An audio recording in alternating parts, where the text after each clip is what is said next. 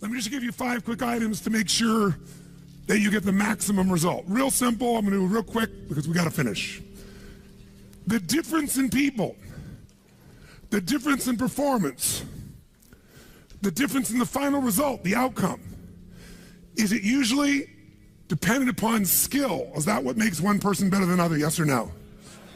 How many have seen someone with unbelievable innate skill get wiped out by an athlete, a person, a business individual who clearly had less skill? How many have seen this happen? Say aye. It's our ability to maximize. We said on day 1, leaders are what transform organizations. You want to grow this company, you want to transform this company, leaders do it. A leader doesn't mean everybody else follows you. It just means that you have a higher what? A higher standard than anybody else does. What'll make you the leader is when you have a higher expectation, not of other people. Anybody can do that. Of whom? Of yourself. So if you want to know what does it take to take things to the highest level, what's going to take to change my business permanently, not temporary, you can go home and you can install some of these strategies, skills, tactics, tools, insights, and see a significant change. But if that change is going to be a lasting company of value that keeps growing, then the things you've learned here have to become the standard for your organization, not something you did for a period of time. Whenever you look at somebody and say, why are they more successful than anybody else? It's always because of step 1, they've raised their standard. If you go back home and you want to change your life in any way, personally, professionally, or your company, as boring as it sounds, as stupid as it ain't it sounds, you might say, I spent all this time, this energy, this money, and you're going to tell me to raise my standards? Yes. Because even though that's not sexy, it is the only thing that creates lasting change. You can go on a diet and you can lose weight, but what will that person eventually do? They'll go where? Back, unless they raise their standard. Now that sounds so trite and stupid and positive thinky or old school, but the truth is it's the truth. So maybe I can language it in a way that's more compelling to you or more simple. What does it mean when we say raise our standards? It means you turn your shoulds into musts. The difference in people is that they turn their shoulds into musts. The things that you used to say I should do, you do your shoulds when it's convenient, when it's comfortable, when it goes your way. But when something is a must, not to other people, but a must to you, do you find the way to get it done, yes or no? So the difference in people is what's their must, or another word for that is what's their standard. Every person in this room right now, our bodies are a reflection of our physical standards. They are not a reflection of our desires. Most people have a desire for more energy or a better body or a stronger body or a more fit body. We don't get our goals, we get our musts. The ones that are the musts become how you are. And guess what? It shows up in your rituals. When it's a must, you have different rituals, different things you do consistently when you must have your body a certain way than you should or you'd like to or you ought to. How many follow what I'm talking about here? Say aye. So whether we want it or not, the only way to change your body long term is change what the must is for you. Now, I'm not telling you what it should be. Who the hell am I? I'm just saying maybe it's time for you to take a look. Because many times you set the standard a long time ago, or you lost the standard completely because most of us base our standards by our environment. Who you spend time with is who you tend to become. So if everybody around you is gaining a little weight, or everybody around you is, constantly tired, after a while, even if you had high energy, you don't want to make fun of them or tease them or make them feel bad. So gradually, subconsciously, you lower your own standard just a little bit. And that little bit is that old metaphor, overused but true. You take a frog and put him in boiling water, what's it going to do? Jump right out. But if you put him in and turn the water up real slowly, over time, it'll boil to death. That's most people's lives, isn't it? And it's usually because you haven't remembered the power of who you spend time with. Who you spend time with is who you become. So one of the things that's great about this 5 days is you found people from all over the world who are all absolutely committed to go day and night and day, literally, sometimes with food, sometimes without, but whose standard was, I am here to maximize who I am, what I'm about, what I'm going to take home, what I'm going to create. That raises your game. Remember, play against somebody you're better than, your skills are going to go down. Play against somebody better than you, just to stay on the court, the game has to go up. Want to change your life? Raise your standard. Want to raise your standard the most? Get around where it's better. Surround yourself with people playing the game much higher than you are. So just to be around them, your game has to rise. That's part of what we try to do. When we come into a company, we create that by raising the standard amongst them. Or you got to do it by yourself, but you got to do it. How many agree with me on this? Say I. And it starts with whom? It starts with us. So raise the standard. I remember when I met Michael Jordan for the first time, and it was while he was still with the Bulls. And I asked him, I got a chance to do some coaching, a bunch of people, and I think I introduced him because of this. And I said, Michael, I said, how is it you do this? I mean, you're the best that's ever lived at this stage. Got to ask the same question of Wayne Gretzky. And interesting, Wayne Gretzky, I had read someplace and he gave me the same answer. I asked him the same thing. You're not the fastest. You're not the strongest. You're not, you don't, how is it you're the great one when you're not the fastest, the strongest, the quickest? And he said, well, Tony, I appreciate the compliment, but he said, I think one of my advantages is most people skate to where the puck is and I skate to where the puck is going. The power of what? Anticipation. He knows the pattern. With Jordan, his standard was, I asked him, he said, Tony, everybody, I said, what makes you the best? Is it natural ability? Is it talent? Is it skill? Is it God-given? Is it strategy? What is it? He said, Tony, I think I can say this to you without it sounding like hyperbole. He said, I have got unbelievable natural skills. But he said, study my history and you'll know why I am who I am. I did not make the high school varsity team when I was a sophomore in school. High school, I got cut. He said, I had a lot of natural talent, but the greatest gift of my life was a coach who said, you're not on the team. And I looked at him, I laughed at him. I said, you got to put me on the team. I'm the most talented guy out there. He said, no, you're not. He said, you have a lot of natural talent, but you have no heart, no absolute commitment, no real drive. You're not on my team. And it just crushed him. And finally he negotiated and he said, look, you want to be on my team next year? Simple. Meet me every morning before school for a one-on-one practice, and I'll take this raw talent and I'll teach you discipline. I'll show you how to raise your standard. And if you show up the whole year, I'll guarantee you a spot next year. And if you don't, probably the same outcome's going to happen when you try out next year. He couldn't believe it. And guess what? Most people don't know. Michael Jordan got up every morning and drilled and drilled and drilled and didn't get to be on the team. And next year he was on the team, and he was not only good, he was great. Guess when his career exploded? When he lost again, championship to Detroit. And he was on the bus. He said he was crying in the back of the bus, physically crying, pissed off at all the other players that they hadn't done their job.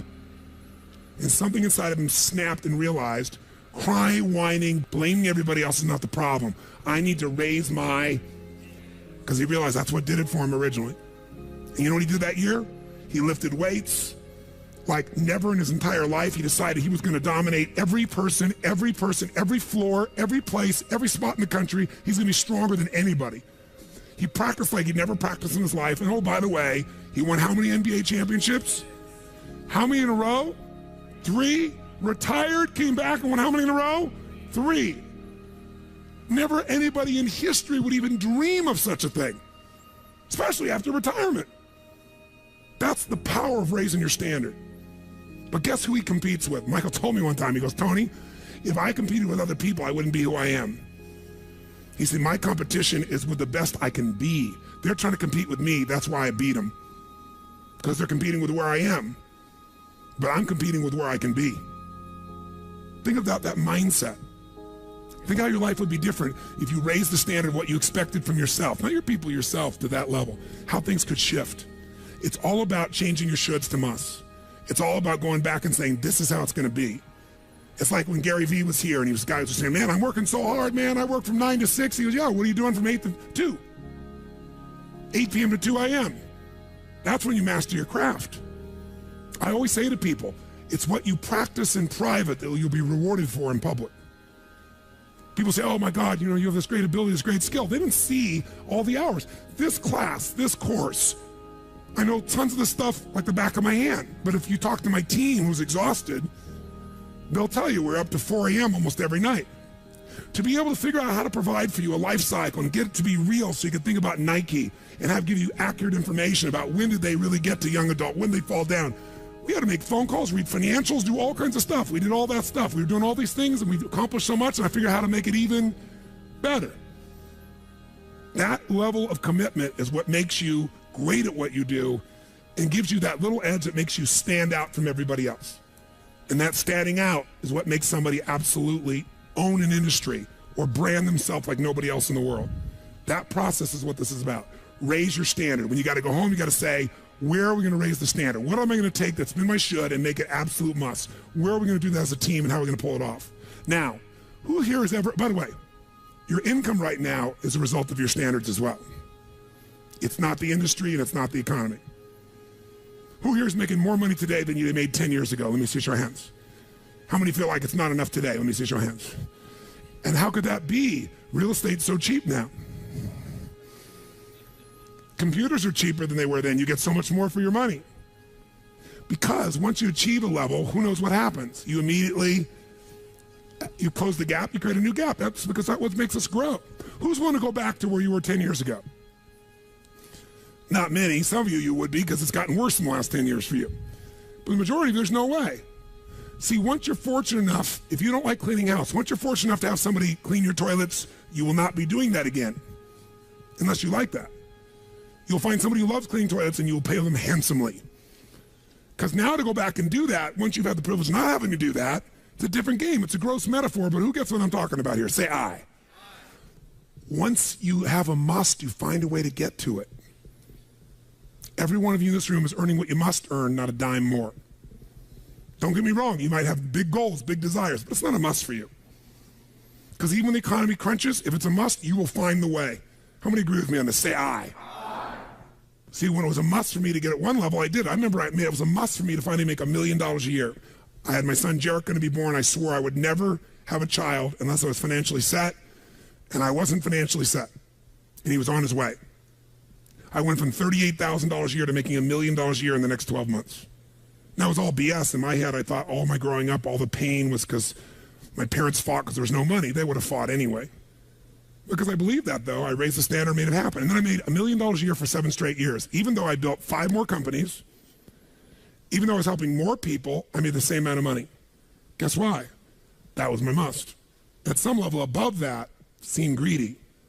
Now, it wasn't like I had this incredible lifestyle. I owned a magical home. I had this place called the Del Mar Castle overlooking the ocean in Del Mar, California. But I was on the road, staying at the Ramada Inn in Milwaukee with shag carpeting and smelly, dead animals on the wall on my birthday.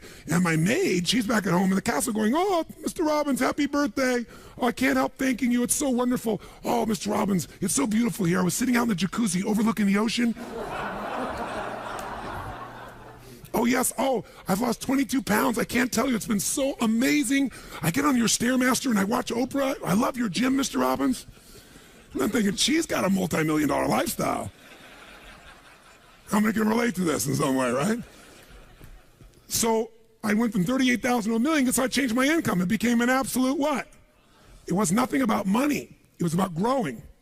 Because I knew to make more, I'd have to help more people. I'd have to expand. And I came with this goal. I wanted to feed all the people in San Diego that were homeless. First, my goal was 1/3 of the homeless people. And then my goal was everybody. I said, if I can go from 38,000 to $1 million, I should be able to go from $1 million to $3 million in 3 years. And I did it in 12 months. I found the why. I found the reasons. I got a different RPM. But it became a must for me, not a should. You're meeting your must, my friends. Maybe it's time to change your must. Some people's must is to survive. Some people's must is to be okay. Some people's must is to have freedom. Some people's must is to have more than they could possibly spend. Some people's must is take care of everybody around them. Whatever your must is, you're going to get it. When you leave here, get clear on your must. Or raise your what?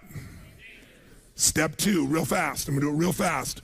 Who here's ever raised the standard and you get out there and you go, I'm going to go do this, and I'm committed. I'm going to change this. I'm going to make that happen. I'm going to lose 50 pounds. I'm going to take my company to the next level. And you're all excited. And then all of a sudden this voice in your head goes, who are you kidding? Who's ever had one of these? Raise your hand. Say I. So once you raise your standard, you got to get certainty behind it. You can sustain it. And that means you got to change your limiting beliefs. You got to change your limiting beliefs. And who has limiting beliefs, by the way? Who? Everyone does. So you got to become aware of it and you got to destroy it.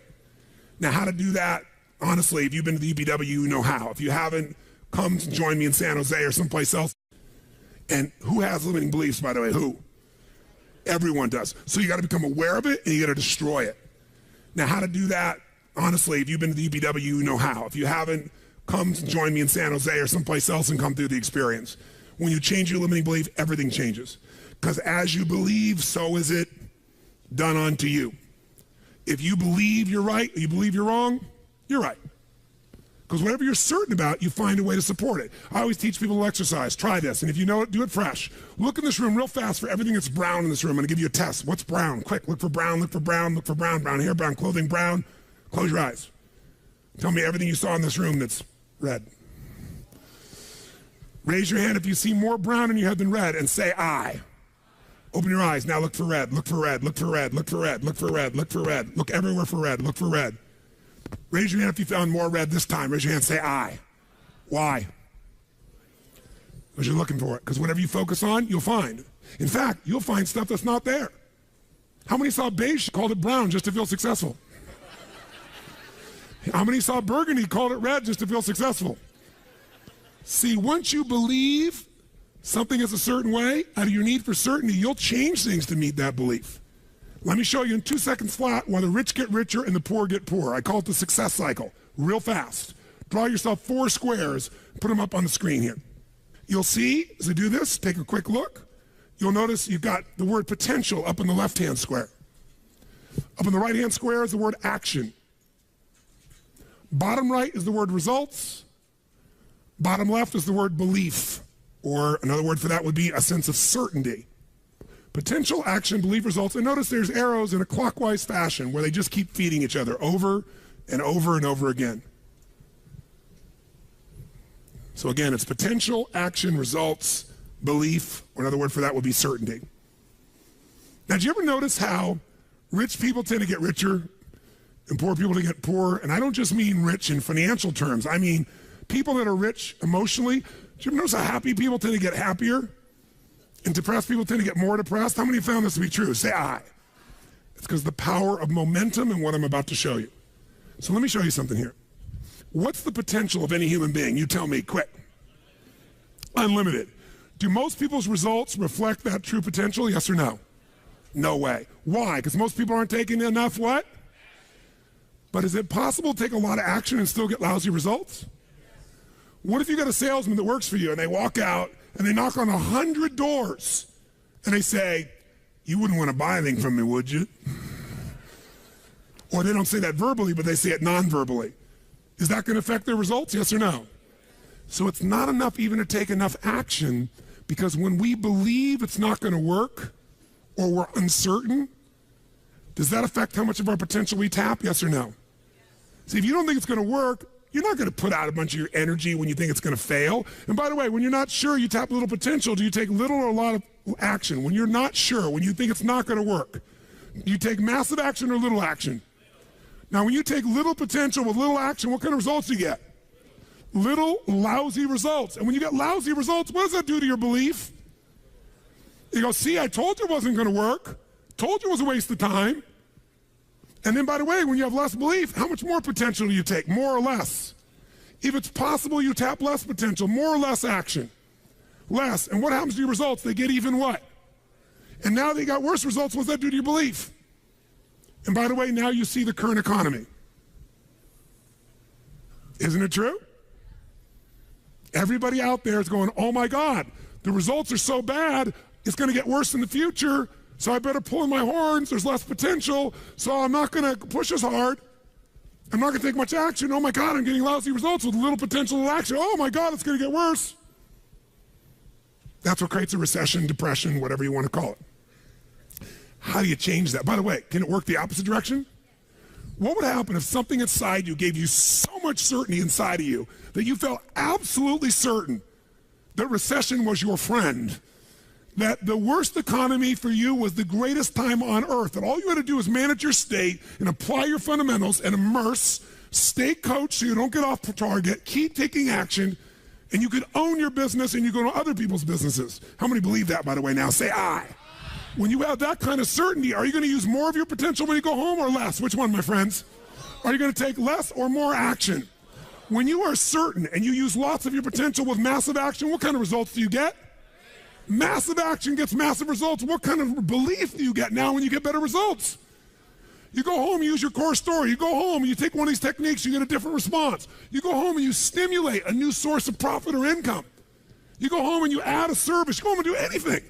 And it works. Your brain goes, yeah, it works. Now, by the way, at Home X, we went in there. Thank God we went in there because they took our stuff and it looked like it wasn't working. Do you remember that? Yes. Because some people there didn't want the change to happen. So we had to dig in and find out it was working. We knew you can't take action. You can't sow that seed and reap nothing. So we uncovered what was really going on. You're going to have to watch for the same thing, depending upon the size of your organization. But bottom line, when you get great results, belief gets stronger. Now you're totally certain. Are you going to use more or less potential, my friends? Which one? More. You're going to take even more what? Going to even greater what? Even more certainty. And now what happens to your business? Boom, boom, boom, boom, boom, boom, boom. And now you have a different momentum. And so your economy does not have to reflect the economy. You get to create your economy. You get to decide whether you freeze to death or ski or snowboard. It's winter, but you can have the best time of your life. It could be a sunny, beautiful, magical time. But what you got to do is you got to manage this process. In order to do it, you got to change your limiting beliefs. And this week has been about doing that by giving you so many tools and examples that you'd be immersed. But I promise you when you go home, all this is going to be tested. A, because all the stuff that's waiting for you after being gone for 5 days. B, all the people there you work with, their limiting beliefs, whether you have one employee or two because you're an army of 1 or 2 people, or whether you got 10,000. And so you have to be able to implement. This, by the way, is, I'm going to sell you, bring us in if we can help. Do you think we could help? Yes or no? Yes or no? Bring us in, we'll do it. Or get your team together and find a way to make sure this momentum goes in the right direction. Make sense? Yes. This is the must. If you have this high standard, but you don't really believe because the momentum's in the wrong direction, having the tools will be worthless. That's where certainty, that's where everything else we teach, that's what I do in my events, that's where you guys have been there before, that's what you got to bring to the table. What are the 5 keys for integrating this? Number 1, you got to go home and raise your what? Come on, guys, raise your what? Which means turn your shoulds into. Step number 2, you got to go out and change your limiting what? Find anything that's limited you and destroy it. What's the fastest way to destroy it? You can do it very quickly by producing the results in your mind over and over again. Or, why do you think I get people to walk on fire? Because they think it's impossible. When they walk in this fire, mentally you might say, oh, I can do it. But when they get in front of that fire and it's 2,000 degrees burning hot coals, it gets their full attention. And suddenly they have a state change. And when you get yourself in a state where you can storm through fire, it's not about fire walking. The state you're in to get yourself to walk across fire is the metaphor for anything that used to stop you, the fire of your life. And by the way, when you cross fire and you're on the other side doing something you once thought was difficult or impossible, it's that easy, your brain goes, what else can I do that I thought was impossible? It's unbelievable. It's not intellectual, it's emotional. Plus, after fire walking, cold calling is not a problem. You get the idea, ladies and gentlemen? All right? So what we're really talking about here is changing your beliefs. Now, here's the 3rd key. If you're going to get maximum results, you got to model what works. We brought you for 5 days and nights here, models of what works. Go back and get them. Now, here's where the challenge is. How many got tons to do in your normal list of things to do when you go home? How many got a lot to do? Say aye. How many have a lot of outcomes you got to go after? Say aye. How many have the same amount of time you had before? Say aye. So in your business, if you need something to get done, you get it done because it's an absolute what? Or you hire someone to get it done. Hire us, hire someone else, get somebody inside. But are these things you're going home with musts or shoulds? Which one? Do whatever it takes. You say, I don't have the money. You don't have the money not to. Forget us. Hire somebody as an individual who knows what they're doing and put them in there. Leverage yourself. The only way you're going to get the game bigger is by taking a little bit of what, my friends? Risk, but that means get yourself some resources. Be resourceful enough to get the resources. What's great about this? What is this opening? What is this creating? What's possible? What have I not seen? This is going to make me see. What have I learned from this? What can I learn from this? What am I willing to do to still have it the way I want it? That's the 4th step. You intensify, and you innovate. And then there's the final 5th step. And that 5th step's really simple, my friends. And that is step up and give. Step up and give more than anyone else could possibly expect. The ultimate transformation happens when you stop trying to get and you start to give. Whenever you're at your best, you're giving. I remember so vividly driving in my car, my Volkswagen Bug, and I was struggling, and I was 19 years old. I was driving on a freeway in San Gabriel Valley, the 210 freeway, I'll never forget.